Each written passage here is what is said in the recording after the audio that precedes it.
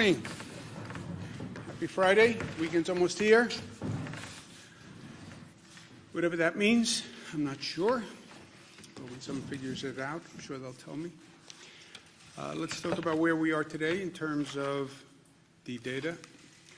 Total hospitalizations ticked down again. That is good news. Just a tick, but we'll take it. It's better than going up. Again, this is one day, but it is flattening, reducing slightly, depending on your point of view. This is sort of a test. Are you an optimist or are you a pessimist? Pessimist would say we're basically flat. Optimist would say, I think we're starting to trend down. So it's a personality test. Net change in total hospitalizations is undeniably on the decline. The 3-day average, which is more accurate than any one-day number, also says the same thing. The ICU admissions is down. That's not that telling to me because, as I said, the entire hospital is now basically an ICU ward. But the number of intubations is down, and that is very good news because intubations 80% of the time wind up in a person not recovering. So that's really good news. The reality and the counter-narrative, counter-fact, number of new cases that walked in the door, COVID cases, walked in the door of a hospital, is still about 2,000 per day. And that is still very high. So that, yes, fewer people in the hospital, fewer people being intubated, but still 2,000 people walking in the door. And if you notice, it's hovered about the same rate for several weeks. It peaked, but 2,000, that's a very high number. Number of deaths, unfortunately, refuses to come down dramatically. 630. That is still breathtaking in its pain and grief and tragedy. And basically flat again, like many of the other numbers. Just in terms of overall context, where are we? Where are we going? Everybody wants to ask that question every day, and I understand that. We have to get to tomorrow. What is the final conclusion of this ugly chapter? I still believe it's when we have a vaccine, when people know that this virus is totally controlled. That's 12 to 18 months. Hopefully it can be sooner. Maybe there's a medical treatment in between. We hope, we pray. A lot of medical companies are working very hard on it right here in this state and all across the country. That would totally change the trajectory. People who are looking for a quick fix, a quick answer, it would be a medical treatment. That would be the quick fix. Announcement of a vaccine. That would be a quick fix. In the meantime, it's going to be an incremental process between today and tomorrow. As much as people don't want to hear that, that's the truth. You're not going to hear any day soon, it's over, the nightmare ends, and we wake up. It's going to be incremental, and we have to be smart as we do this. Do no harm, control the rate of infection as we go through this. We also have a lot of work to do operationally in terms of the healthcare system and now testing, which I'll talk about in a minute. The testing tracing is the guideposts through this, right? As we're working our way over the next several months, the testing, which is informing us as to who can go back to work, helping us isolate people, it's about testing. And testing is a totally new challenge. Nobody has done this on what we need to do on testing. And then phasing the ramp up of the economy to the new normal as we do this. Again, in terms of perspective, I think of it this way. Our whole response thus far basically has been a response to a crisis, right? And as the numbers start to come down and as people start to take a deep breath and people start to feel we can control the beast, which we can, and they take comfort in the fact that we can control the beast, which I do. I was afraid this thing was uncontrollable, and that despite everything we did, the numbers were going to continue to go through the roof. And by the way, nobody could tell you otherwise. But we proved we can control the beast. We can reduce the rate of infection. We did that by our response to the crisis. Credit to all New Yorkers, all Americans. They flattened the curve. Nobody else, no government agency, no public health expert. People's actions flattened the curve. We responded to the crisis. That's sort of all in this first response, first phase. Bring down that infection rate. The infection rate was one person infected 1.4 other people. That's when an epidemic breaks out. That's fire through dry grass, right? That's what we talked about yesterday. We have the infection rate down to 0.9. One person infects 0.9 other people. I've never met a 0.9 person, but the infection rate is less than 1 to 1. That then sees the outbreak starting to subside, the numbers starting to come down, which is what we're seeing in the numbers. So we did that. This is all in our response to the crisis. And let's say it's from minute 1 to where we are today. This has all been crisis response. Bring down the infection rate. We did that. Bring up the hospital system to this projection level, which would have been impossible, but ramp up that hospital system so when you have all these new infected people, you can handle it. You don't overwhelm the public health system. You don't have people dying in hallways, which is what we saw in Italy on TV, right? That's all phase 1. That's critical response. Hurry up, get it done. Every day is vital. Drastic measures taken quickly in a coordinated way. That's phase 1. We're still in that phase because you still have 2,000 people coming in the door every day. So don't get cocky, don't get arrogant. We're in control. No, you're not in crisis because you can control the beast, but you're only controlling the beast because of what you're doing. That's where we are. We're starting to transition to another place. What's the other place? It's going to be the second half of this situation, which is unpausing, right? The situation we're in now is unsustainable. People can't stay in their homes for this length of time. They can't stay out of work. You can't keep the economy closed forever. You just can't. Society can't handle it, personally or economically. So now we're moving into another phase, which is this reopening phase. How do you plan the reopening? Nobody's ever done this before. And how do you plan a reopening of an economy and at the same time be cognizant of the public health crisis that you're still in, right? We have the infection rate down to 0.9. One person is infecting 0.9%, less than a person. Okay, the epidemic outbreak percentage is 1.2. One person infecting 1.2. You only have between 0.9 and 1.2 is a margin of error. We have to reopen, we have to reopen, we have to reopen. Yeah, you only have a very slim margin to operate on. You open too fast, you bring people out too fast, you'll get to 1.2 in 3 days and we'll be right back to where we started. So that's the I want to get out of my house versus public health balance that we're talking about. How do you measure this? How do you calibrate it? You have to develop a testing capacity that does not now exist. And then you test people on a higher volume than ever before. You then trace them to find other positives, and then you isolate them. In the meantime, we have to stabilize the state's finances because we have a terrible economic deficit. We're spending money every day that we've never dreamed of spending. We're asking all these hospitals to do things, all these local governments to do things. We're paying.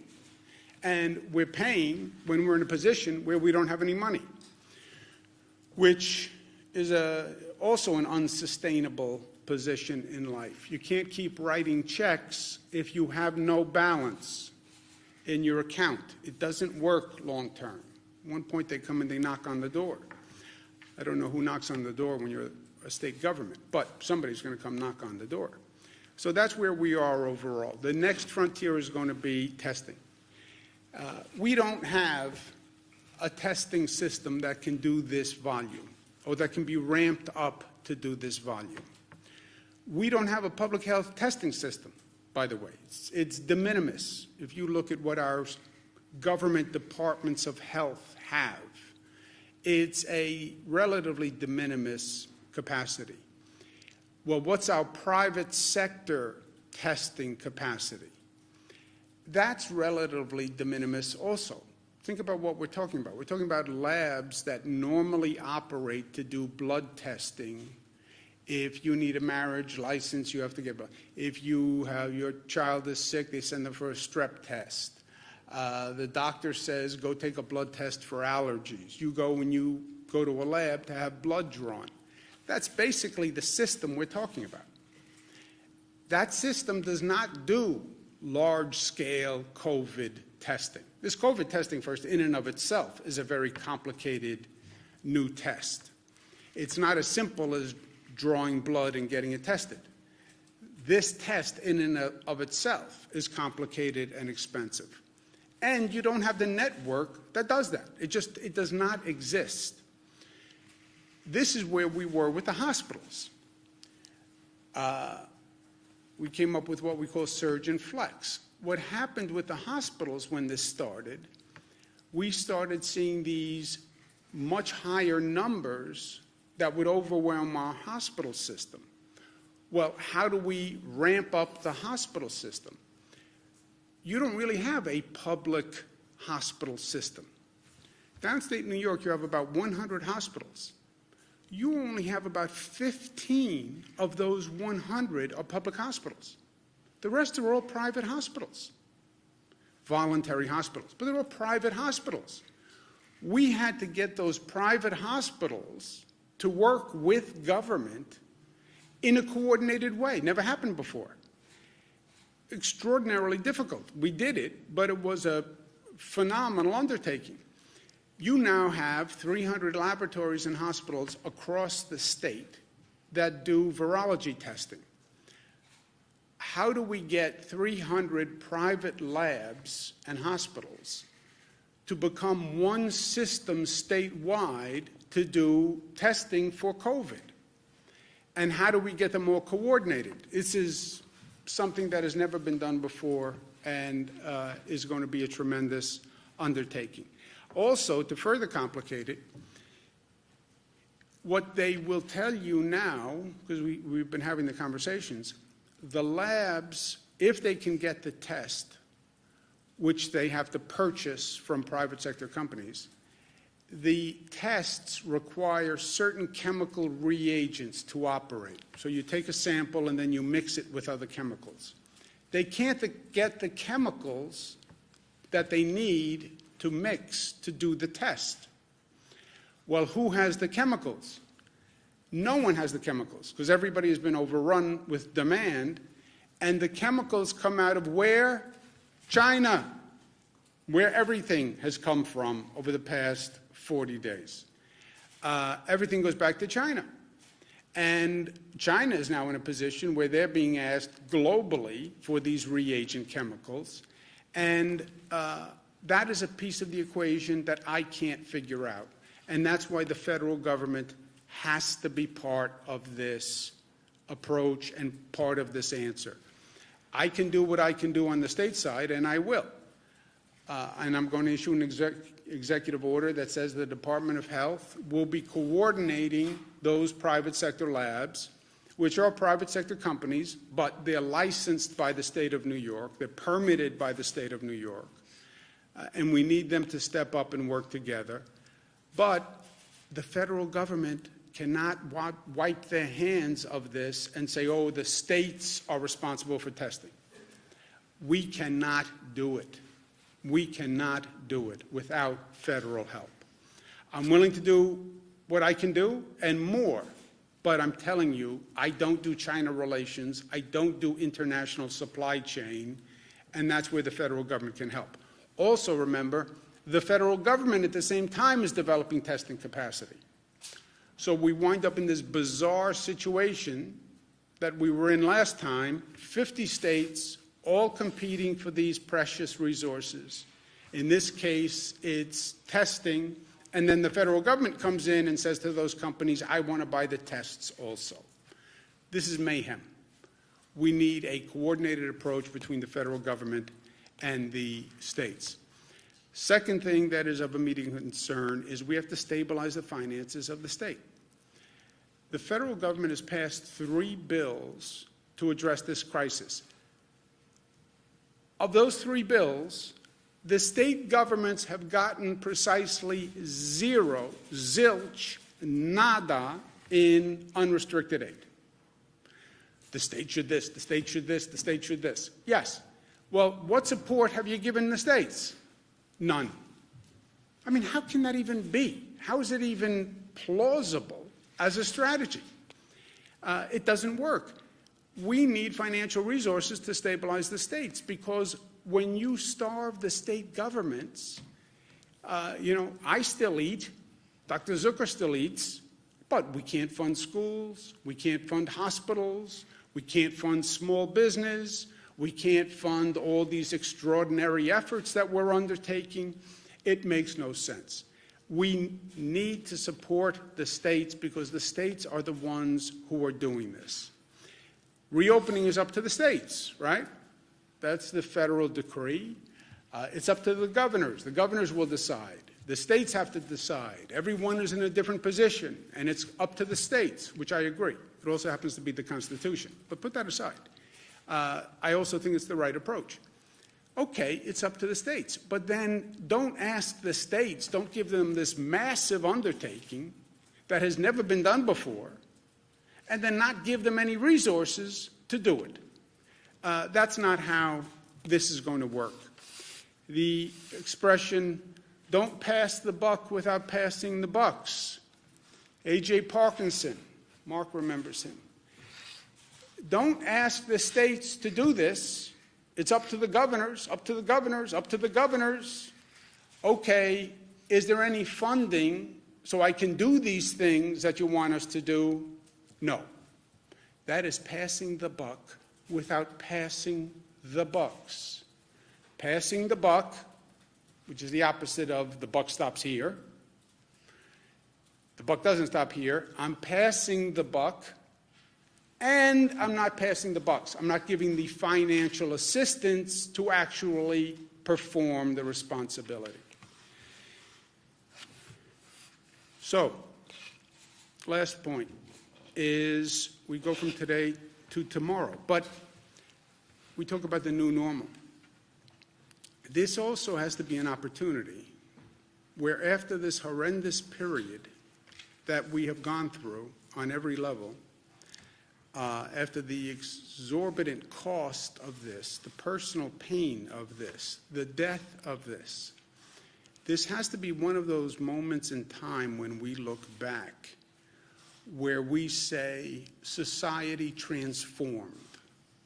It was a learning and growth and transformational period where growth and evolution was accelerated.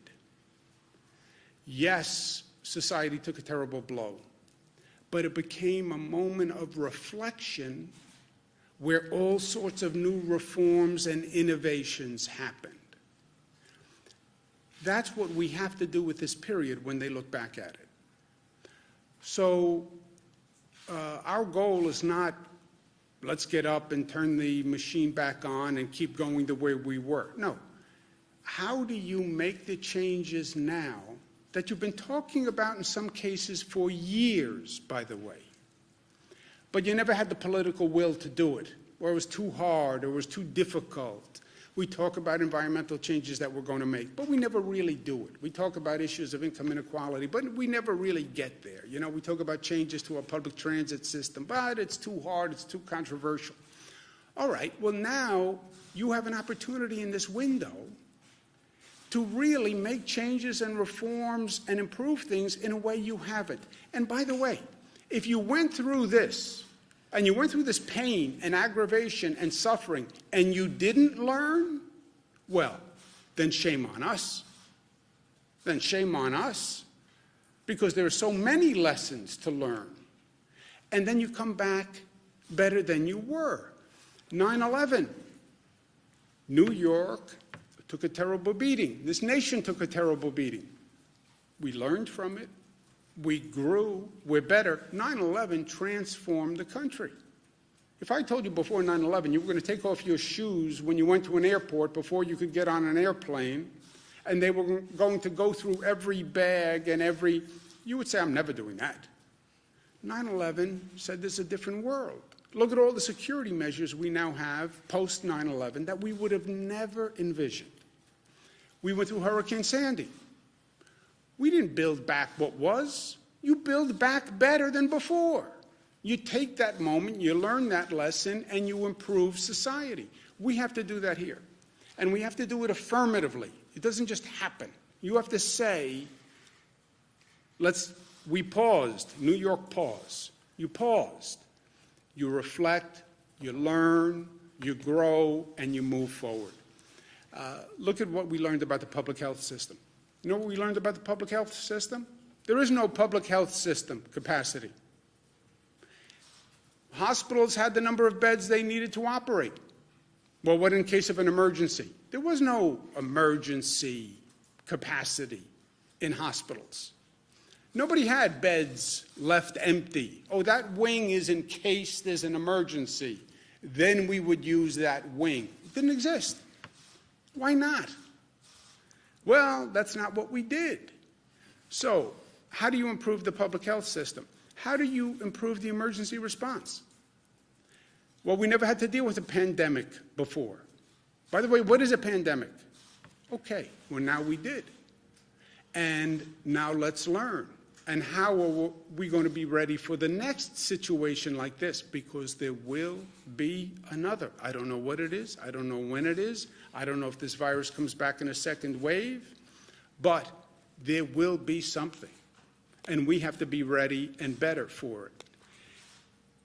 And not just what you learned, but what have we been talking about doing that we should be doing that this is now an opportunity to do?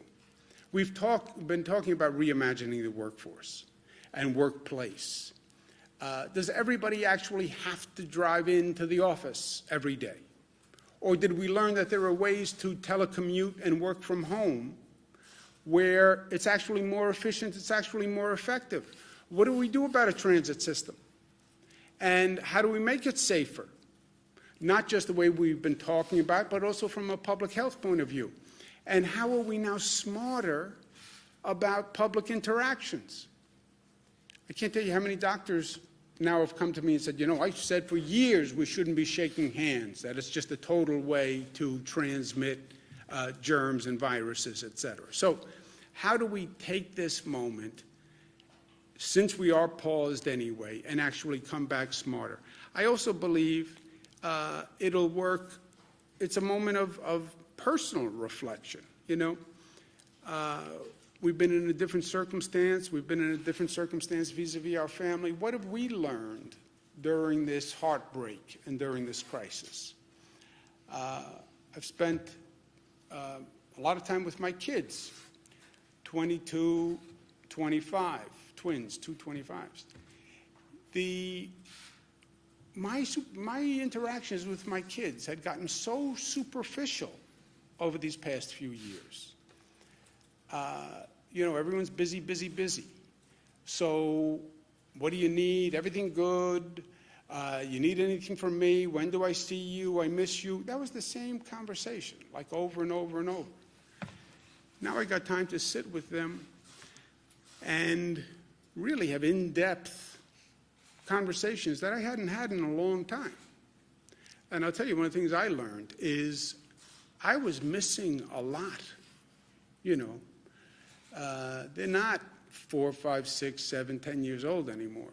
They're grown up, and they have complex lives and complex feelings and complex situations. And you don't understand that or get to appreciate that when all you say is, how's everything, anything you need, when do I see you again? You know, well, I was busy. It's my defense to myself. I was busy. Yeah, except that's not an excuse. And take a deeper reflection on what's important in life. And you can't have a real quality relationship with your child or another human being unless you take the time to get below that surface and really understand the person and really take the time to talk through what's going on. People don't work that way. They don't open up in a 4-minute conversation. So now I wind up in a situation where I have a couple of hours to talk to one of my daughters. And there's a whole person and life and nuance that's going on that, frankly, I had been oblivious to. I'm not going to let that happen again. I haven't been able to see my mother. She's a little older, and I see a lot of people. I'm exposed to a lot of people. I don't want to go see my mother because she's in a vulnerable population, and I'm out and about a lot. So it would be careless to go see her now. But I think about all the times I have said to her, she lives in Manhattan, she said, can you come over for a cup of coffee today? How many times I've said, yes, I'll come over for a cup of coffee, and then called back and said, I can't do it today. Next time, next time, next time, next time. Why? Well, because something came up, I was busy, I didn't have the time. Wrong. That was more important than anything else. Sometimes you don't miss something until it's been taken away. And it made me rethink what was important and what I had been missing. And I'd been missing a lot because all this, we're all busy. Yeah, what does it mean at the end of the day? You know, what were you really busy with, and did it matter? So I know that I've learned a lot on a personal level. But we may be more physically distant for the foreseeable future. The key is to be more connected individually, more connected as a society, more connected as a community. And that's what we're going to do. Questions? Governor, you're asking for, you seem to be... Let's do a New York pause moment, and let's take this situation and reflect on it and find a better way. Here's my suggestion. Rather than everybody shouting, I will call on every person and ask a question, and then we'll go on so we don't have to yell at each other. Jesse? Governor, you're talking about an additional federal funding, presumably, to kind of help reopen and restart the economy. Do you have any idea what that number is? Are we talking tens of billions of dollars, hundreds of billions of dollars? What would you like to see come from Washington? Well, we know what we proposed, right? National Governors Association, which represents governors all across the country. All the governors are part of the National Governors Association, Democratic and Republican. National Governors Association chairman is Chairman Larry Hogan, Republican chairman. I'm the vice chairman. I'm a Democrat. We have publicly requested $500 billion for states. We've publicly done that. So that's the number. That's public, put out in a press release, and that's what it is. What about for New York specifically, though? We didn't get into the allocation, but the allocation should be proportionate to the need, right? This allocation, $500 billion for the states. Well, how do you allocate it among the states? Allocate it proportionate to need. You know where the COVID cases are. You can look at a map. You see the cases. You know that because you see when the president talks about reopening, different states are in different places. Yes, different states have radically different situations when it comes to number of cases. So allocate the funding where the problem exists. You're trying to solve the COVID problem. Allocate the funding to where the COVID problem exists. In past bills, where they've done health care funding for quote-unquote COVID, you've seen the numbers. Some states got about $200,000 for every COVID case. New York got about $12,000 for every COVID case. How do you justify that? Well, because it's the Senate, they wanted to give every state money, so every senator had something to go home and do a press release about. Yeah, I know, but if the state didn't have any COVID cases, how much did you give that state of taxpayers' money just so that senator could go home and do a press release? Give me a break. You can do a press release with, you don't need billions of dollars to do press releases. Very quickly to follow, the president said yesterday that some states would start to go into phase one almost immediately. How far away do you think New York is from something like phase one or even phase two? Well, phase one, phase two. It's what he's saying is, depending on where that state is, well, what the president's saying is it's up to the states. It's up to the governors. The governors who have states that have fewer cases can reopen faster. Yeah, that has nothing to do with the president or federal policy or anything. All he's saying is it's up to the states, and you'll see states that have less of a problem opening sooner. That is undeniable and totally logical.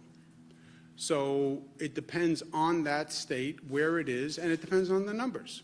And the governors rely on numbers. And it has nothing to do with the federal government. Governor, on the hospital system, we said that when do we reopen? We are at now 0.9 on the infection rate. 1.2 is the tipping scale where the numbers start to go up again, right? So your margin of error right now is between 0.9 and 1.2. You have many states where the infection rate is de minimis. We're at 0.9. We're right up to that line of possible outbreak. So the states that will open first, by the data, will have much lower infection rates than we do. We were over the line. We were in outbreak territory, right? We've gotten that down to 0.9. But your margin of error is between 0.9 and 1.2. And what the experts will tell you is 0.9, 1.2, you're right on the line. It's not that precise a science. Governor, we've now got a hospital rate that seems to be stabilizing and ticking down. A few questions. Are you therefore stopping some of the things you've done to increase capacity, like the field hospitals on the island? And then is there any thought, particularly in upstate areas, of reopening hospitals and facilities to elective procedures? There are reports that workers are being laid off. And then finally, I know we had to reduce PPE standards. We had to waive a bunch of requirements to increase this capacity. Will any of that be now rolled back? And is there any concern that reducing these standards, particularly PPE, may have hastened infection or caused problems among healthcare workers? We know there's lots of infections there. The CDC reduced the PPE guidelines, not to do alphabet soup, but it was the CDC that had federal guidelines on the personal protective equipment. And they have different guidelines, apparently, when you're in a crisis than normally. They went to crisis guidelines. And that's what many of the nurses especially are complaining about. Those are guidelines. DOH actually sets the policy, I believe. I don't know. We set the policy. We use the CDC guidelines on these issues, about use of masks, PPE equipment, the gowns we continue to use. But the issue is when can a healthcare worker go back to working with a mask? And so are we thinking about changing any of this? And do you have any concern that this may have caused higher infection rates? I don't feel that it caused higher infection rates at all. Healthcare workers have worked extremely hard to protect themselves and to make sure there isn't any further spread. Marina? Also on the hospitals? We are not, first, you take all these numbers with a grain of salt, right? Caution is you could have a surge, you could have a second wave. Look at Wuhan, look at China, look at Italy. It went up, went down, went back up. Be careful. But are we at a point where we are now immediately in danger of exceeding the hospital capacity we developed? No. That's why we're in a position to give away ventilators or lend ventilators to New Jersey, other states, et cetera. I don't believe we are in a place today where we are at risk of going over capacity. Go ahead, yes. Thank you. I'm Ann, by the way. Hello, Ann. I want to talk to you about the rate of infection. Have you calculated the rate of infection for upstate New York, specifically, without including downstate? We have not done those calibrations yet. This is all, the rate of infection analysis is very difficult, and there are a number of premises that they're making in the calculation. So we don't have discrete rates of infection yet, no. It would appear that we have lower rates in upstate New York, and as you know, our area has made strides in the economy in the past few years. This has been devastating. We've already seen some small businesses go under. Is it important to find out what that rate of infection is to try and get parts of upstate open that are not seeing those numbers? Look, it's important to get the economy open wherever you can, as soon as you can, whenever you can. People had a nice break, and they were in their homes. I think everybody is well past, I had a nice break. I want to get back to work. I have to get out of the house. I love my family, but I have to now get out of the house. And I need a paycheck, and I need it yesterday. So everyone is in that same position. At the same time, people will say, I don't want to go out and get sick and die, right? So that's, death is bad. And even though staying at the home and not getting a paycheck is bad, it's not as bad as death, right? That's the yin and the yang here. So as soon as we can, and lower infection rate places, lower death rate places are in a better position than places with a higher death rate, higher infection rate. So yes, calibrating those differences is important, and balancing the economic need and the personal need with the public health need and death, that calibration is everything. When do you think you'll start to make that separation is what I'm asking? I think you'll see it clearer. You know, we're right on the line now across the board. You'll see clusters in upstate also. You'll see nursing home issues in upstate. One of the reasons they keep asking about nursing homes are the vulnerable point. They're the vulnerable population in the vulnerable setting, a nursing home. And we've seen that across upstate. So it's not just about, yes, everybody wants the economy running, but everybody wants to be safe at the same time, and that's what we're working through. Governor, the state just released a list of facilities, of nursing homes that have outbreaks. We're seeing some numbers of up to, 55 deaths at just one nursing home, and at least 21 facilities on this list that have over 20 residents. My first question is, why, has it taken so long to inform the public about this, happening in their communities? Why has the public not known about all of these numerous outbreaks? Yeah, I think they have. We've been talking about nursing homes every day for the past 30 days. The first outbreak was in Seattle, Washington, which was a nursing home. That's how this country was introduced to it. We've said 157 times the most vulnerable population are seniors. The most vulnerable place are nursing homes. So I think we have special precautions for nursing homes. I think we've been talking about it all along. Are you going to start doing, boosting the number of nursing home inspection workers? Are you going to look at mass testing? It's not an inspection issue. We've taken radical measures vis-a-vis a nursing home. No visitors. I mean, just think about how harsh a policy that is. No visitors in a nursing home. These are people who live for visitors. No visitors, staff testing, different cleanliness procedures, more equipment.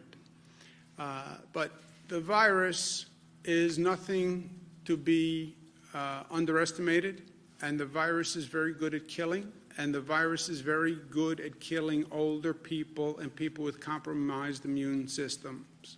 And that's why the virus seeks out nursing homes. Yes, but it seems like even with the screening protocols, we now know that many people can be asymptomatic, so even if they didn't have a temperature, they still could have been carriers of the disease. Is there a need for mass testing at nursing homes in order to get a better picture?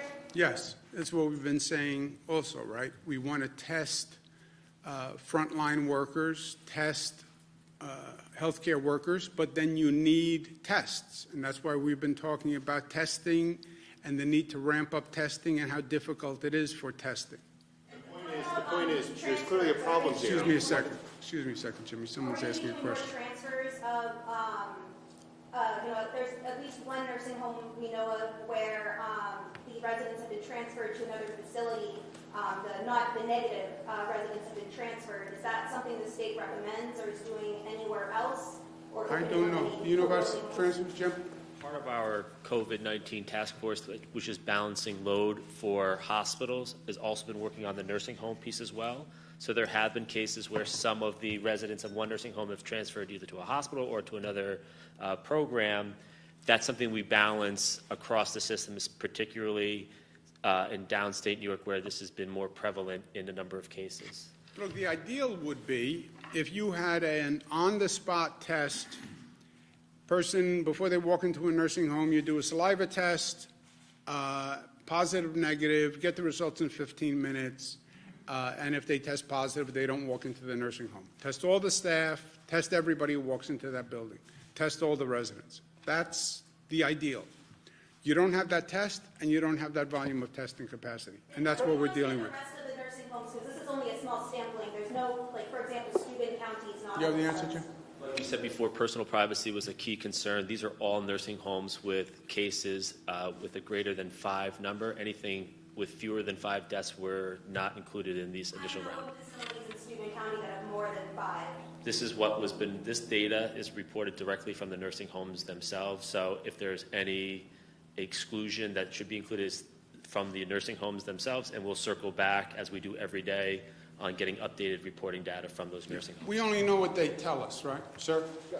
I wanted to ask about, in terms of the nursing homes, what about releasing the data for positive numbers, that maybe not fatalities, but the numbers at those nursing homes that have tested positive for COVID? Do we get some of those details? And the other question I had is, what about family members who want to get information about their loved ones and are having trouble, maybe they're getting stonewalled on information from the actual nursing home? Is there anything that the state can do to enforce or to make the nursing homes hand over information that loved ones are needing? Yeah, a nursing home, you're saying people call the nursing home for information on someone in the nursing home, and the nursing home won't give them information on their loved one? Yeah, so at least in one case. Yeah, I don't know that that's even So legal. DOH had put out guidance saying that nursing homes should inform family members when there are positives, either in the nursing home in general or specifically their family member. What we found through the critical reporting that's been going on through this process is that's being ignored. So we're doing an executive order that says that they are mandated to do it, and there will be penalties if they don't. Civil penalties. Governor? Mark? Thank you, Governor. The update on drive-ins, whether that could be an essential business. Mr. Mahika is in charge of reviewing drive-ins. ESDC is still reviewing that. So we didn't get an actual request. Last time you asked the question, there had not been a formal request into ESD. There is now a formal request in there. They're still evaluating it right now. So this was a few days ago or last week, so we're still reviewing it. Okay, one other question is that New York, the last I checked, New York State is the 9th largest economy in the world. And trade offices were established in key cities to develop important relationships around the world, to attract business to New York State. And I know China, you've had, I guess, Beijing or some other city. is that helping you in terms of getting, because, it's been maybe 2 decades that we've had these trade offices? Yeah, no, it's a good question. We do have people who represent the state in China for a trade point of view. We've been using them to help us try to figure out the supply chain issue, which is just, you want to talk about lessons learned. We need masks, they're made in China. We need gowns, they're made in China. We need face shields, they're made in China. We need ventilators, they're made in China. Okay, we're past that phase. Now we're on this new phase. We need testing agents, they're made in China. It's just, how? And these are all like national security issues when you're in this situation. But we do have people who work for the state in China who help us with trade relations. They were helpful here, but in truth, this is so much beyond that level. You have the federal government going to China to buy supplies. You have Illinois, California, New York, Italy, South Korea, everybody going to China. And it was well beyond the capacity of our reps. That's what we're saying. Farmers right now are really struggling across the state. They are looking to the federal government for assistance, but there's also state lawmakers that have introduced a couple bills that on the state level things can happen. Have you thought about doing things like the 60-hour work week, for example, for farm employees, or any other changes to help farmers on the state level? We're looking at all of that. Again, many of those bills require state funding, and we don't have it. To the extent a bill doesn't require funding but can be a part of the reopening plan, we're looking at all of that. And I'm open to all of that. So many upstate county executives are looking for the state to reopen the golf courses, and also Mayor Bill de Blasio saying that beaches and pools should be shut for the rest of the season. Do you think this is too soon to say? Yeah. Look, I talked to a number of upstate officials, and yeah, everyone has their own ideas. I get it, and I respect it, and we have 700 school districts. We have 699 opinions on when to open schools and close schools, and the school district officials feel that their opinion matters most, and I understand that. We have upstate county executives who want to open beaches, want to open parks, et cetera. These decisions are all interconnected, right? And this is the conversation I have with them. You open your schools as one district, well, then what does it do to the next door district? And if we don't coordinate this, it's going to make a situation worse for everyone. Same thing with beaches. You open your beaches, but I don't open my beaches. My people are all going to go to your beach, right? We're 2 counties, let's say. And what you do with your beaches affects me. And one of us does something and the other one doesn't. Now we have a problem. And it can be beaches, it can be parks, it can be hiking trails, it can be schools, it can be any of these things. So the first place we started here was, in an emergency, a governor issues executive orders that say we have to coordinate as a state. In an emergency, more so than ever before. That's the concept of an emergency declaration. Why does the president get more power in an emergency declaration? Because it's an emergency. So we have an emergency. So what you want to do with your park, normally, yeah, it's up to you. But in an emergency, what you do with your park can affect what everybody else does with their park. Because you have all sorts of people dying to get out of the house. I found out your parks are open. You can have people coming from across the state to your park. Now, maybe you want that. Or maybe you don't want that. But I get a lot of calls from people in the Adirondacks. They don't want a lot of people coming from downstate to the Adirondacks and flooding their community right now. So what one does affects everyone. So schools, opening businesses, parks, beaches, all these decisions need to be coordinated on a statewide basis. And local governments, I get their concern. We all have to cooperate, and yes, we'll make decisions, we'll make them collectively, but they have to be uniform on a state level, because there's then actually a higher level. I then have to turn around and coordinate with New Jersey and Connecticut and Massachusetts and Delaware, and what are we all doing and how does it work together? If I don't, what I do on my beaches in New York makes a difference to New Jersey, makes a difference to Connecticut. They just called today, we have an issue we have different policies on marinas. So people from New York are going to other states because other states have their marinas open, and we don't have our marinas open. So we're then flooding their marinas with our people. Sounds like a silly, small issue. But these things are all interconnected. So they want to know, even on like marina openings, we should have the same policy. Otherwise, people want to get out of their house. It's now summer. They want to go boating. Well, you can't do it in New York. They all go to Connecticut. Connecticut then says, well, this doesn't help us. We don't want all these New Yorkers coming up here to do boating. So they have to be coordinated. I understand it's inconvenient, but every decision has an impact on everybody else.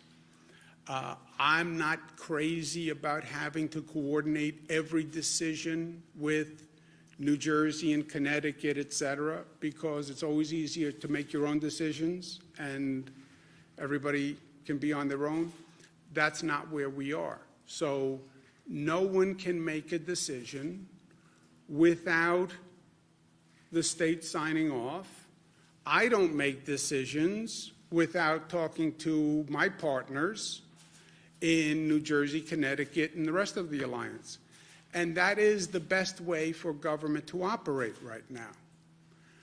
Well, it's a pain in the neck. Yeah, I get it. I get it.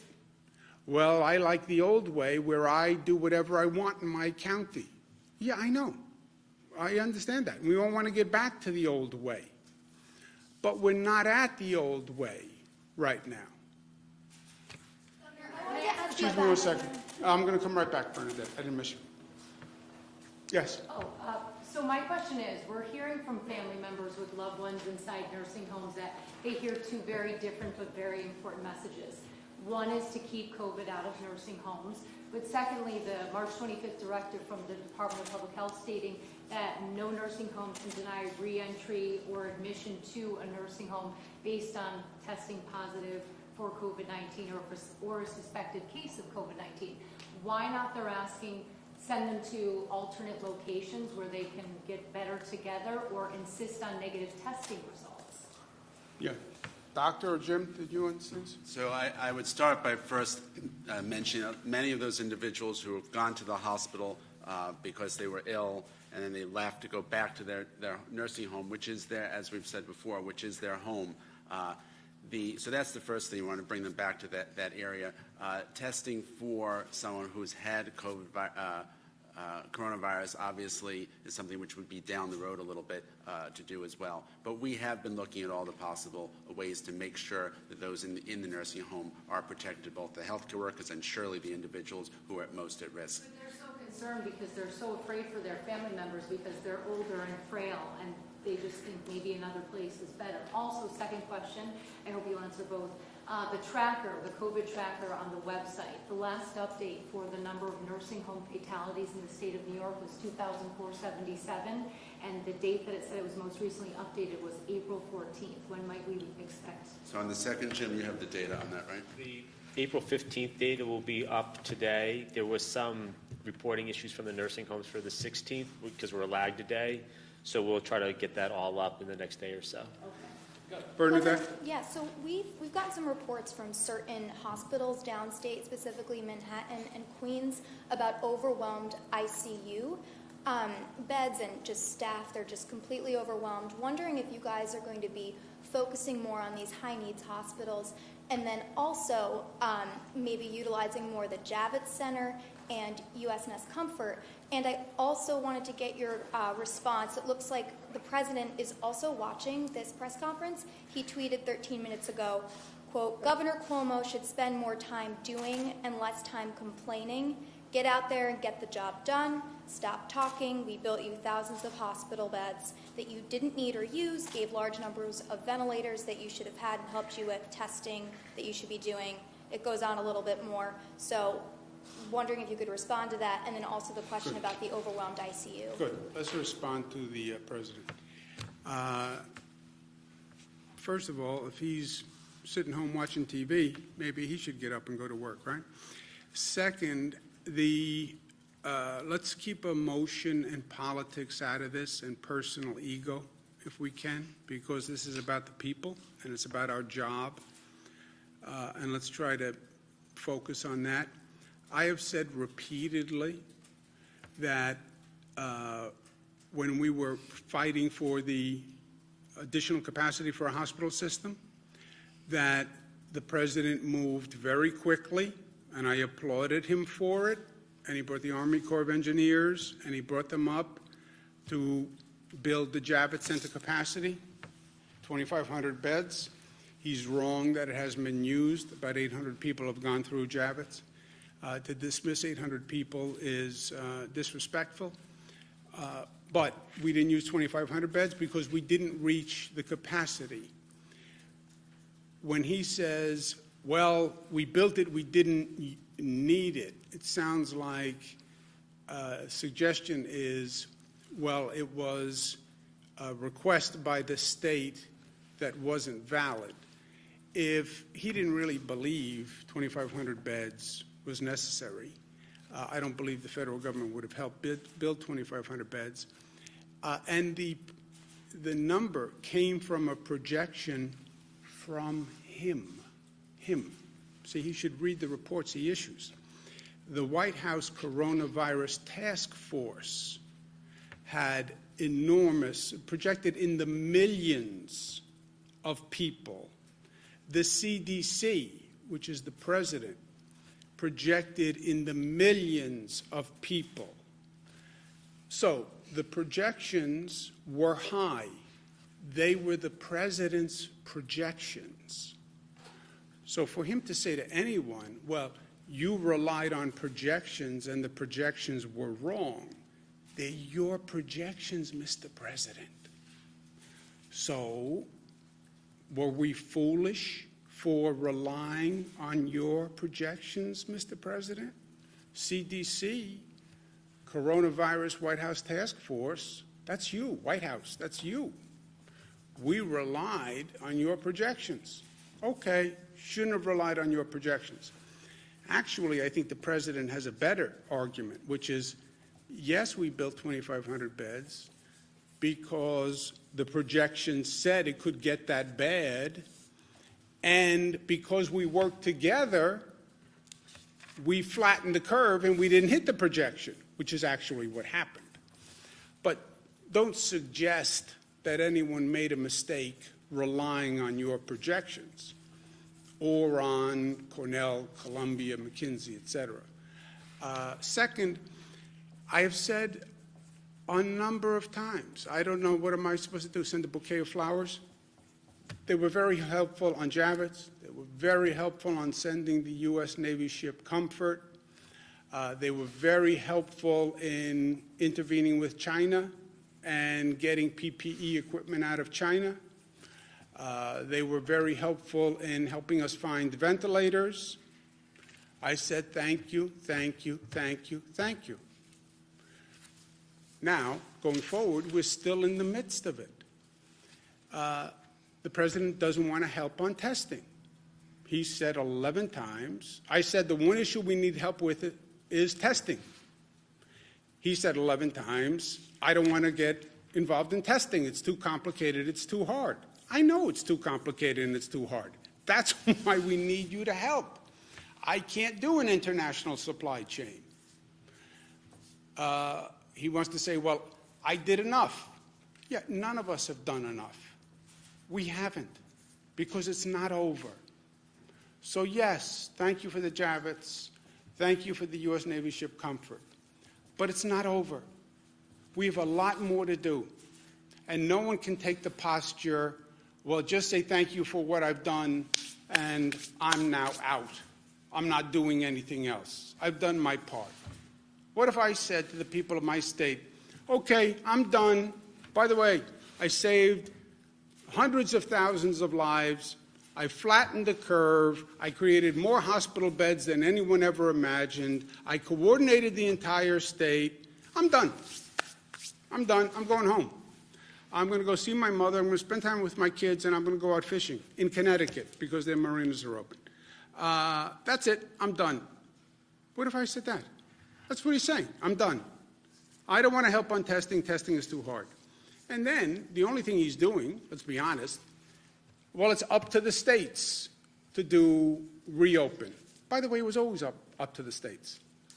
What are you going to grant me what the Constitution gave me before you were born? It's called the 10th Amendment. I didn't need the President of the United States to tell me that I'm governor. And I didn't need the President of the United States to tell me the powers of a state. People did that. Alexander Hamilton, Thomas Jefferson, James Madison, they are the ones who gave me the power. And I don't need the President of the United States to read the Constitution for me.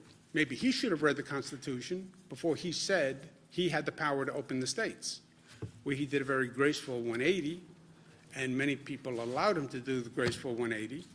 But, so he now says it's up to the governors, which he said repeatedly now, yesterday, version of yesterday. And now it's up to the governors to reopen. Okay, I'm going to reopen. I get it. And you don't want to help on testing, which is a national problem and replicates the same chaos that you created with medical supplies because FEMA wasn't ready. By the way, I needed a stockpile. Where was your stockpile? 10,000 ventilators for the nation? That was your stockpile?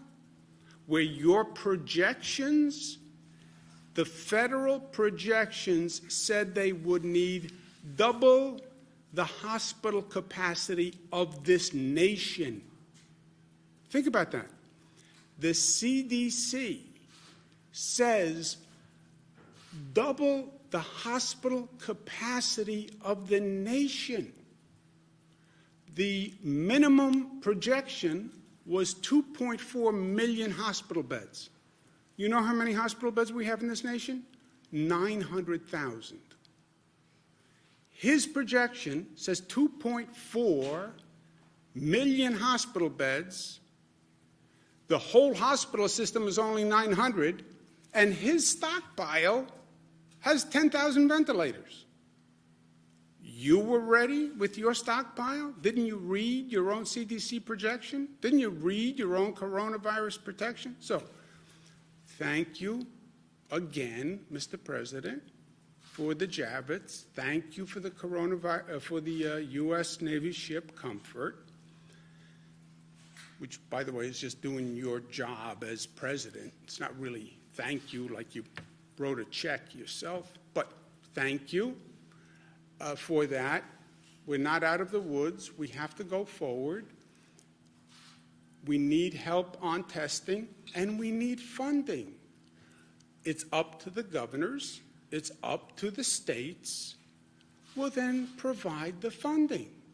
No, they only want to pass a bill that funds their small business fund, called PPE, their small business program. We need to fund the small business program. But you're going to say, after just saying this monumental task is up to the individual governors and the individual states, I'm providing no help, no assistance, no financial money. I understand that small businesses need the funding. By the way, I know that airlines need a bailout, but not the states. Why don't you show as much consideration to states as you did to your big businesses and to your airlines? Right? Did you guys speak yesterday or this morning after he announced the May 1st? No, you haven't talked at all? After he announced the May, what? I'm sorry? After he announced the May 1st reopening of No, he didn't announce anything. He said it's up to the states. That's what he said. And if you say it's up to the states, and you just hold up a big microphone that can listen to all the governors, you'll hear some governors say, I can start to reopen right away. Because some governors are in places where they don't have a serious problem. They never did. By the way, some states never even closed down. So if you're in a state that has a de minimis issue, yeah, then you can open up faster. You can open up tomorrow. Or you can start opening up tomorrow. He's doing nothing. He said it's up to the states. It's up to the governors, which is what it always was, because it's always been the governor's power. And then he says, there's a 50-piece puzzle. No. That's called the map of the United States. It's not a puzzle. And those lines are called states. And those states have constitutional power. Remember, the way this whole thing starts, the colonies create the federal government, not the other way around. So, introduction to constitutional theory and policy. The states have the power to open. The states are opening on their own timelines. We're trying to coordinate with our neighboring states. Western states are coordinating. Middle states are coordinating. All he's doing is walking in front of the parade, but he has nothing to do with the timing of the parade, right? The governors are going to open when they think they should open. All I'm saying is there's two things they need help from. They need help from the federal government. Two things. Help on testing, because states can't do that, and I don't want to redo the mayhem of the PPE debacle. Second point, we need funding to do it. And the way you love talking about how you funded everything, big businesses are all getting bailed out, airlines are getting bailed out, bail out, all with taxpayers' money. State governments, which are the only ones who are doing this whole reopening, they're going to need funding, right? And will show gratitude. How many times do you want me to say thank you? But I'm saying thank you for doing your job. This was your role as president, okay? So that's the honest statement of fact. Without politics, I'm not running for anything. I have no agenda but delivering for the people of this state, and without ego. You want me to say thank you? Thank you for doing your job in helping build Javits and sending the U.S. Navy ship Comfort. Thank you for participating in a modicum of federal responsibility in a national crisis, which you know is a national crisis because he declared a federal emergency. So thank you for having the federal government participate in a federal emergency. And thank you for help building Javits, 2,500 beds, pursuant to your projection. Your projection. And if you don't agree with your projection, fire the head of the CDC, fire the White House coronavirus task force people, because they did the projections. In case he forgot or didn't read his CDC report, just to be precise, March 13th, so we're well into it, CDC says 160 to 214 million Americans infected. That's over half the population. CDC. 2.4 million to 21 million Americans hospitalized. 2.4 million, bottom number, 21 million Americans hospitalized. March 13th. The CDC. 2.4, okay? Let's say their low number, 2.4 to 21, which is a hell of a differential, right? Either 2.4 or 10 times 2.4. Thank you for that great projection. But anyway, let's take their minimum number, 2.4. How many hospital beds do you have? 900. Call it 1 million. So it's 2.5 times what your capacity is, right? We're the state of New York. We have a 50,000 bed capacity. By their projections, what do we need? 150,000 beds. By the way, what did McKinsey say that we needed? 140,000 beds. They got it from the CDC. As it says on the screen. They got it from the CDC. That's why we built 2,500 beds at Javits. Because we listened to you, Mr. President. And if we were foolish for listening to you, then shame on us. But read your own report next time before you criticize it. Is there a point on state spending? You mentioned at some point someone's going to come knocking. Does that mean at some point the state might have to cut off state spending, and what would that even look like? Rob? So right now we're looking at our cash numbers, our priorities, right, are making payrolls, making sure we're funding Medicaid, making sure we're funding the pandemic.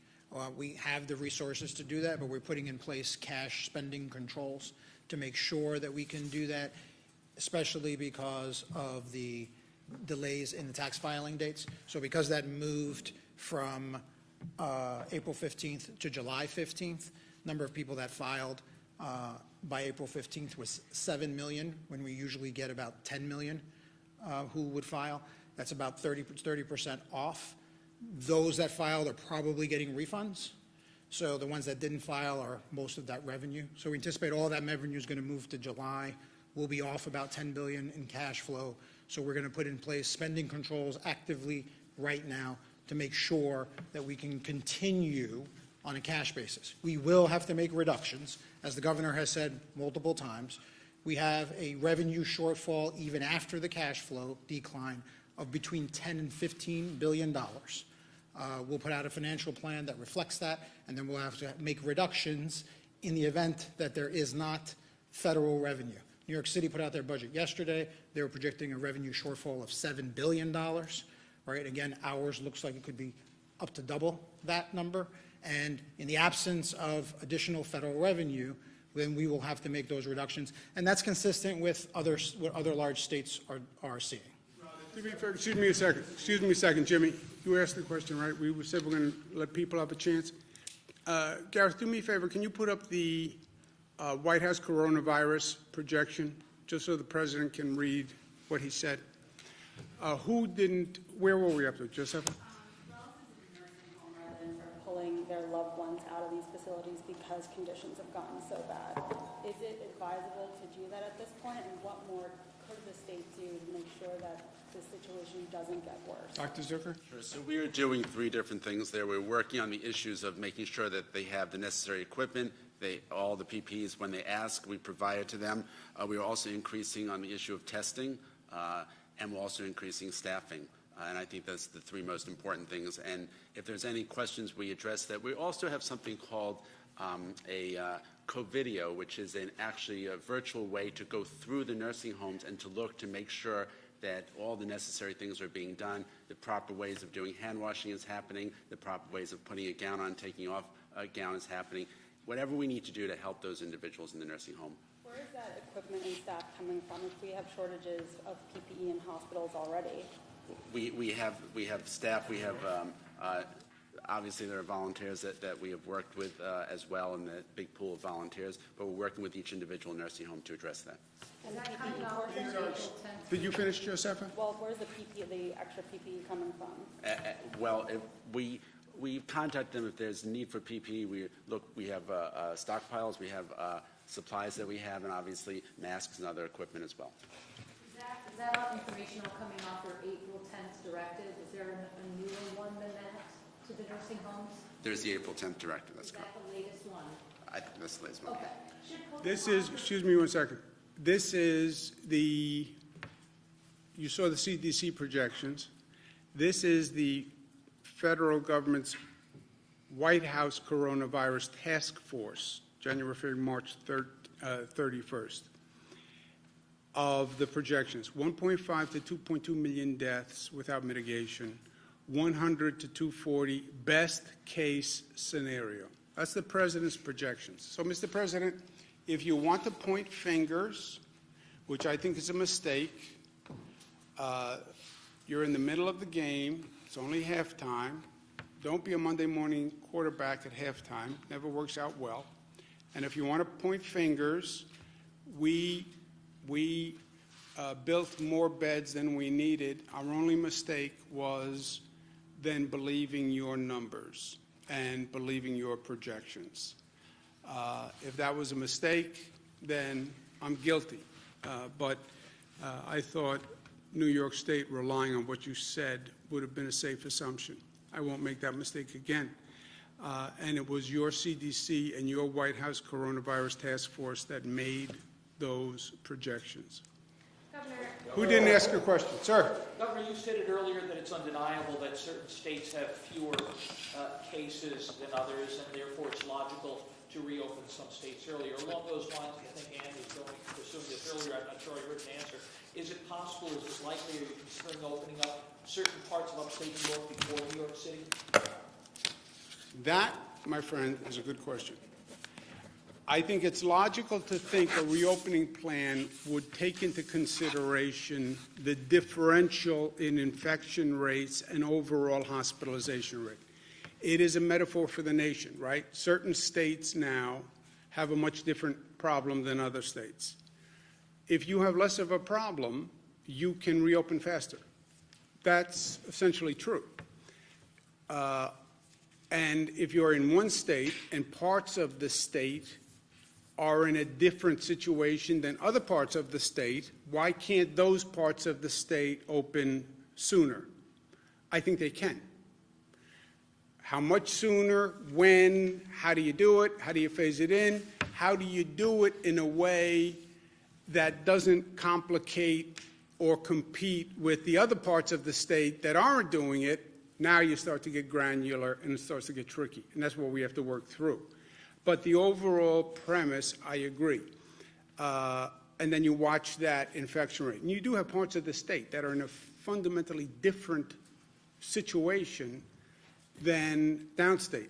Now, even those counties that are in a different situation, because remember, a county, if you're looking for a region to open, because a county sometimes is hard, but if you're looking for a region, you don't really have regions in the state that have been immune, because nobody's immune.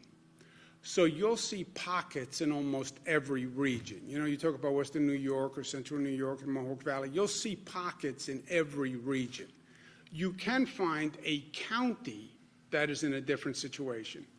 But what we have to think through is, even if you if you did that, if you said, okay, that county starts to open up, what happens to all that pent-up demand from the rest of the state of people who are dying to get out of their house? And would you create inadvertently a problem for that place where you'd see all sorts of people descending there because that's now opened, right? The first barber shop to open, you know, there's going to be a line going out the door. The first hair salon to open, right? The first, we were literally on the phone with my colleagues, marina to open, you know, it's going to. So that has to be thought through and that has to be coordinated. And we are on the cusp. We have to start to deal with these issues, but we're just coming out of, we're still in the midst of a public health crisis. And just because the numbers are flattening, you know, let's not take our eye off the ball. Can you put up the Navarro memo just for kicks, just to make sure? CDC, Coronavirus Task Force, and Mr. Peter Navarro's memo to the president, which the president said he never read. Peter Navarro says 100 million Americans could be infected as many as 1 to 2 million souls could be lost. So whose projections were wrong? Head of the CDC, Peter Navarro, and head of the White House Corona Task Force. Fire them all. That's what I say. Fire them. You know the show with what the president did? You're fired. If he wants to fire someone for projections, retake his TV career, those are the three documented. Fire the CDC? How would that So if he work? wants to blame someone for the projections, blame the CDC, Peter Navarro, and whoever's on the coronavirus task force, because it's their projections. Can you explain a little bit about why? Peter Navarro you can fire. Can you explain a little bit why this got under your skin today? You obviously are not pleased with what the president said. No, it's what he said. But why this particular criticism? You guys have traded barbs in the past. Well, this is an important moment. He's saying he doesn't want to provide funding to the states, and he doesn't want to help on testing. And I can tell you the states can't do it otherwise. And if this testing doesn't work, that's a serious problem. I don't care about his politics, but if we don't have federal help on testing, that's a real problem. And I'm not going to go through the chaos that was created last time on PPE, where people who were genuine heroes couldn't get PPE because there was a lack of coordination and because everything was made in China. We're looking at that situation with testing again. I can tell you that. I know enough to know that. Who didn't ask a question? You have the last one. What types of businesses do you see being able to open their doors first when we do start to reopen? Restaurants, would it be hair salons, maybe limiting the capacity? What specific types of businesses? Yeah, we're not there yet. That's what we have to work through. Where, what, and when. Where, what, and when. Thank you, guys. I'm going to work.